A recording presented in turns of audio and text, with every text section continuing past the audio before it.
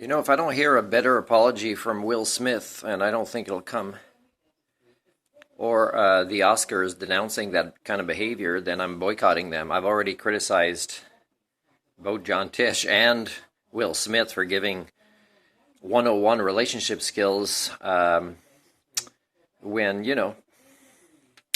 they're either regurgitating things from others that is based on the norm, that is not necessarily healthy human relationship behaviors, or they are unable to role model what they claim. So I'm disappointed in Will Smith. I've never been a fan that much of Chris Rock, but if this is not stage and it's real, then he is to be admired more than Will Smith in this situation. If John Tesh or Will Smith hear of me criticizing them, they'd say, "Who are you? Like, how do you know? Why should we listen to you? You don't even know these people. You don't have a valid opinion or whatever." And again, that proves that if I'm not famous, my opinion is nothing because I mean nothing for not being famous. And that's kind of how, well, it's an example of socio-cybernetics. It's a positive feedback loop where the more you want to value people that are famous, and the less they are focusing on quality for what are human standards, the more you devolve your species. So it's kind of sad. If Will Smith or John Tesh ever heard of me, they might say, "Well, who appointed you?" Well, you know what? Nobody appointed me. Through necessity as a kid, I realized that, even colleagues or peers I had as a kid, like in kindergarten or before, is they kind of knew right and wrong. I could see it in their face. I could see it in what they talked about, their behaviors.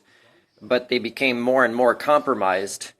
And they lost their way. And they lost their way because of HSD. And I guess I never really wanted to fully lose my way. So eventually I came up with this theory that explains the difference between me and the common folk. And I'm not special in any way that I was appointed by anybody or that I, took a program somewhere to do this. But by necessity, by a series of choices where I would not compromise right and wrong, to the point that, maybe almost a decade ago, I said that was enough more and more about compromising right and wrong. I am who I am now. And you continue on your path and I continue on my path, which are more and more different paths. And I'm proud of that. I'm proud of who I am, even though it's isolated me among your species. I'm proud that I can always fall back on right and wrong. And this is where more and more counselors will say, "Well, would you rather be right or would you rather be happy?" And that's where I realize that they're clueless, because if I'm not following what is right, I cannot be happy. And you guys that believe you're happy, there's disease growing inside of you because of these incongruences, these inconsistencies. And it's sad to see this. It's sad to see.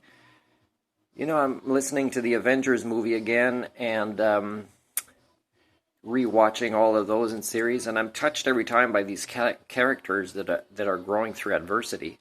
And it reminds me again of the Ukrainians, and that Captain America is really President Zelensky, and that Loki in that first Avengers movie is like Putin.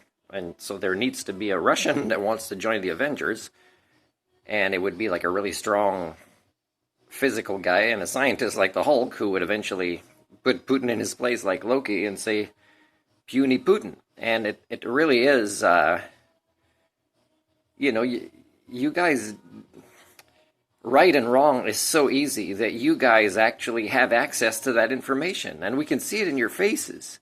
Even Loki, and of course I'm talking science fiction, but even in the real world, you guys are always thousands of times a day presented with a situation where altruism comes first and you don't choose it. And you choose less and less your countries, less and less your cities, less and less your families, less and less your friends, and more yourselves, your ego selves. You want to know what you're doing to your kids more and more that you can't even acknowledge or see or understand or feel shame for is it's when that Avengers movie has the scene where Hawkeye is describing what it was like when he's waking up from having been controlled by Black Widow, is really describing what is happening in all the schools of the world, and how, your kids are not allowed to develop their own identities, and it's been replaced by what you want to put in their heads, because it's been done to you, and it's been done to you and everyone so much that you can't even recognize when you're doing it anymore.